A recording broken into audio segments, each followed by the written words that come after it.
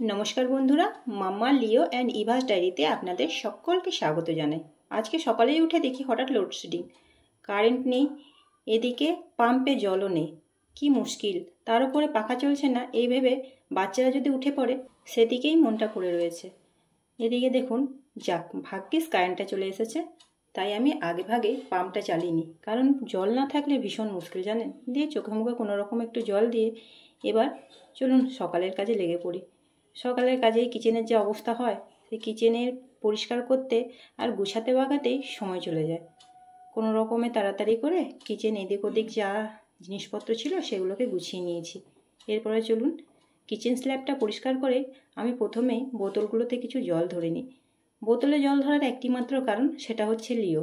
নিচের বালতিতে জল রাখলেই সে প্রথমে নিজেকে ভেজাবে, তারপরে গোটা ঘরকে ভিজিয়ে একাকার করবে এবং বারবার পিছলে পিছলে পড়ে যাবে। তাই জন্যে নিচে বালতিতে জল রাখাই হয় না, এইভাবে উপরে বোতলে বোতলে জল রাখা হয়। তারপরে আমার এই দুটো সদস্য, আমাদের ঘরের মেম্বার, তাদেরকেও জল দিই। এরপরে এই বোতলটা দেখছেন, এই বোতলটা হচ্ছে আমাদের মিল্কম্যানের, অর্থাৎ আমাদের গোয়ালার। সে এসে ওইভাবেই দুধের একটা বোতল নিয়ে যায় আর দুধ আর একটা বোতলে দিয়ে যায়।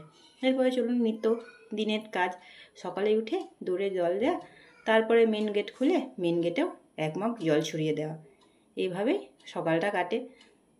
এর মাঝেই কিন্তু আমি প্রত্যেক দিনই একটু সূর্য প্রণাম করে নিই। মনে হয় সূর্য যেন আমাদেরকে বেশ একটা শক্তি যোগায়, তাই কিন্তু সূর্য প্রণাম করতে আমি ভুলি না। দেখুন বেডের কি অবস্থা, পুরো রাত্রে খেলাধুলা করার পর এই হয়ে থাকে। সকালে যখন উঠে দেখি তখন দেখি একেবারে তছনছ অবস্থা। এবার এটাকে গুছিয়ে নিই। আসলে আমি এই নোংরা ঘরদোর একেবারেই দেখতে পাই না। তাছাড়া বাচ্চারা খেলে তো, ওরা তো নোংরা করবেই, কিন্তু পরিষ্কার করার দায়িত্ব তো আমারই। যাই হোক, বেডটাকে কোনো রকম সেট করলাম। এরপরে যাই, আজকে আবার আরেকটু ব্যস্ততা। তার কারণ কালকে আমি স্কুল যাইনি, কিন্তু আজকেও স্কুল যাবে। তাই জন্যে ও যতক্ষণ ঘুমোচ্ছে ততক্ষণে আমি ওর ডায়েরি দেখে রুটিন মাফিক বুকস আর কপিগুলো গুছিয়ে দিই। নাহলে উঠে আবার চিৎকার করবে আমার বই গুছিয়েছে তো, আর সে সময় সময়ও হয় না।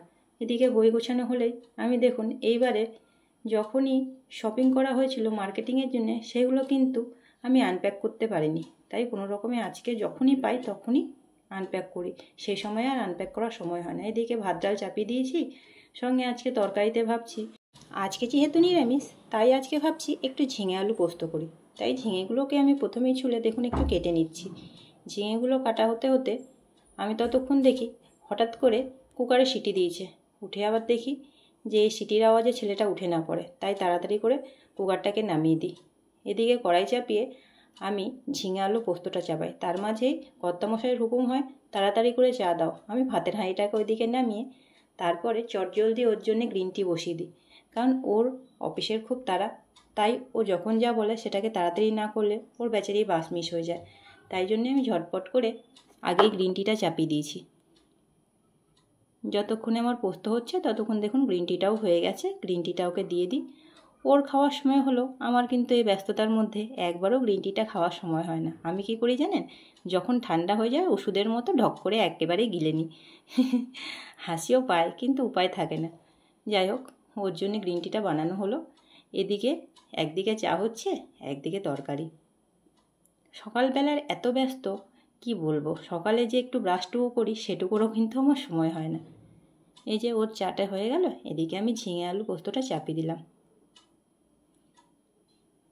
তার মাঝেই কিন্তু বারবার করে ছেলেটা উঠে মাম্মা মাম্মা করে ডাকছে। এই কিছুক্ষণের মধ্যেই যদি না আনতে যাই তাহলে কিন্তু আরও চিৎকার বাড়বে। এই যে কর্তামশায়ের গ্রিন টি হয়ে গেছে, ওনাকে দিয়ে দিয়েছি। এবার আরও কিছু সবজি আজকে কাটবো। ঝিঙে আলু পোস্ত যেহেতু হয়েছে, এরপরে সামান্য একটা পাঁচমিশালি সবজিও কিন্তু আজকে হবে। ওই বেগুন, আলু, মূলো, কুমড়ো, ঝিঙে, সমস্ত বরবটি এসব দিয়ে একটা নিরামিষ লাবড়ার মতো একটু করে দেবো। সেটাও কিন্তু নিরামিষ দিনে বেশ ভালোই লাগে। এই যে দেখুন মূলোটাকেও ছুললাম, এইভাবে রান্না করব। আর আমার হাতের লাবড়া কর্তামশাইয়ের কিন্তু বেশ ভালো লাগে, তাই উনি প্রায় নিরামিষ দিনে বলেন একটু লাবড়া করে দাও। যাই হোক, দেখুন রান্নাটা মোটামুটি হয়েই এসছে। এদিকে আজকে কারেন্ট নেই বলে আরেক মাঝে মধ্যেই লোডশেডিং হচ্ছে বলে দেখুন কিন্তু জলটা কোনো রকমে ধরেছি, তারপরে আবার লোডশেডিং হয়েছে। তাই তো ছেলে মেয়ে দুটোই উঠে বসেছে। এই দেখুন আজকে মিক্সার গ্রাইন্ডারও চালাতে পারবো না, লোডশেডিং। কী আর করি, হাতে করেই পোস্ত বাটতে হবে। যাই হোক, সিল বাটাতে নিয়ে হাতেই পোস্তটা বেটে নিই। কিছু করার উপায় তো নেই বলুন, পোস্ত তো খেতেই হবে। আর যেহেতু চাপিয়েছি সেহেতু হাতেই সিল নোড়াতেই বেটে নিই। আর বাটা মশলার স্বাদও কিন্তু বেশ ভালো লাগে। যাই হোক, বাটা শেষ হতে না হতেই আমার লিও কিন্তু উঠে চলে এসেছেন। মাম্মা মাম্মা বলে অনেকক্ষণ ডেকেছেন, কিন্তু আমি যাইনি বলে উনি নিজেই উঠে এসেছেন। এরপরে ব্যাস, কোলে নিয়ে রান্না করো, কোলে নিয়েই সব কাজ করো, আর তো নামবো না। যাই হোক, কোলে নিয়েই রান্না হলো। এদিকে কর্তামশাই খেয়ে বেরিয়ে গেলেন, মেয়েও ছুটতে ছুটতে তার পিছু নিয়েছে। এদিকে ছেলেও চিৎকার করছে, মাম্মা আমিও যাব। ওই যে দেখো বলছে আমিও যাব, দিদি তুমি কেন গেছো। যাই হোক, এবার ওকে নিয়ে যাই, মেয়েকে রেডি করতে হবে। এবার যা করতে হবে ওকে কিন্তু কোলে নিয়েই করতে হবে, ও কিন্তু আর কোল থেকে নামবে না। যাই হোক, কোনো রকমের রান্নাবান্না শেষ হয়েছে। এবার ওর দিদির জন্যে কোনো রকমে রান্নাটি করে দিই। ওর দিদি বলেছিল আজকে আমি তেলে ভাজা খাবো, তাই দেখুন ওকে কোলে নিয়েই কিন্তু তেলে ভাজাগুলোকে ছাকতে হয়েছে। ওর হঠাৎ করে পেঁয়াজি খেতে ইচ্ছে গেছে, এবার বাচ্চার মন বলেছে যখন, তখন তো করে দিতেই হয়। যাই হোক, করে দেওয়া হলো। এর মাঝে এই দেখুন, লিওকে আমি একটু ড্রেসটা চেঞ্জ করে দিই। রাত্রের ড্রেসটা বেশ ঘেমে গেছে, গরমও লাগছে বেচারি, তাই ড্রেসটা চেঞ্জ করে দিলাম।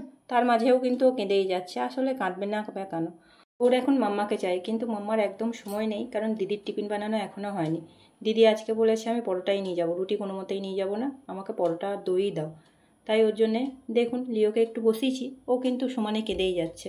আসলে পরোটা বা রুটি হাতে করে কোলে নিয়ে কিন্তু এক হাতে বেলা যায় না, তাই জন্যে বড় কষ্ট, ওকে বসিয়ে রেখে কাঁদিয়েই কিন্তু আমাকে করতে হয়, কিছু উপায় থাকে না। যাই হোক, টিফিনটা হয়ে গেছে, মেয়ের টিফিনটা প্যাক করে দিই। ওদের আবার দুটো টিফিন, একটা ছোটো টিফিন, একটা বড় টিফিন। ছোটো টিফিনে ওই ড্রাই ফ্রুটস আর কিছু হেলদি বিস্কুট ওকে দিয়ে দেওয়া হয়, আর তারপরে বড় টিফিনে ওই পরোটা দই যা হোক নিয়ে যায়, বা কোনো দিন ফ্রুটস নিয়ে যায়। এইভাবে দেখুন ওর জলও দিয়ে দেওয়া হয়েছে। স্নান করাতে গিয়েও আর এক ঝামেলা, স্নান করাতে গিয়ে বাথরুমে লিও প্রত্যেক দিন ঢোকে, আজকে বেচারি পড়ে গেছে, পড়ে গিয়েও সে কী কান্না। যাই হোক, তখন কোনো রকমে ওকে চুপ করানো হয়েছে। মেয়েকে স্কুল ড্রেস পরিয়ে রেডি করাচ্ছি। এই স্কুল ড্রেস পরাতেও আবার সেই 10 মিনিট সময় লেগে যায়, এই পরাও সেই পরাও, টাই পরাও, আই কার্ড পরাও। চুলগুলো ছোটো ছোটো ছিল, এখন আবার বলে কি না আমার চুলগুলো একেবারেই কাটবে না, চুলগুলো বড়ই থাক। তার মধ্যে দেখুন দুই ভাই বোনে মারপিট, খুনসুটি লেগে গেছে। এদিকে মেয়ে বারবার চুল বাঁধো আর খোলো, ওর চুল পাতা পছন্দই হয় না। যাই হোক, ওর চুলটা বেঁধে নিই। চুলে প্রচণ্ড জট, এই বাঁধতে গেলেই তখন বড় চেঁচামেচি করে। বন্ধুরা, ভিডিওটি যদি আপনাদের ভালো লেগে থাকে তাহলে অবশ্যই মাম্মা, লিও অ্যান্ড ইভাস ডায়েরিকে লাইক, শেয়ার অ্যান্ড সাবস্ক্রাইব করবেন। আপনাদের একটি লাইক আমাদের মোটিভেট করবে এই রকম নিত্য নতুন ভিডিও আপনাদের সামনে উপস্থাপন করতে। স্কুল যাওয়ার সময় কিন্তু মেয়ে কখনোই নিজে খায় না, তার কারণ হচ্ছে প্রায় 1 ঘন্টা লাগে ওর খেতে, আর স্কুল যাওয়ার সময় তো অত সময় নেই, তাই আমাকেই খাইয়ে দিতে হয়।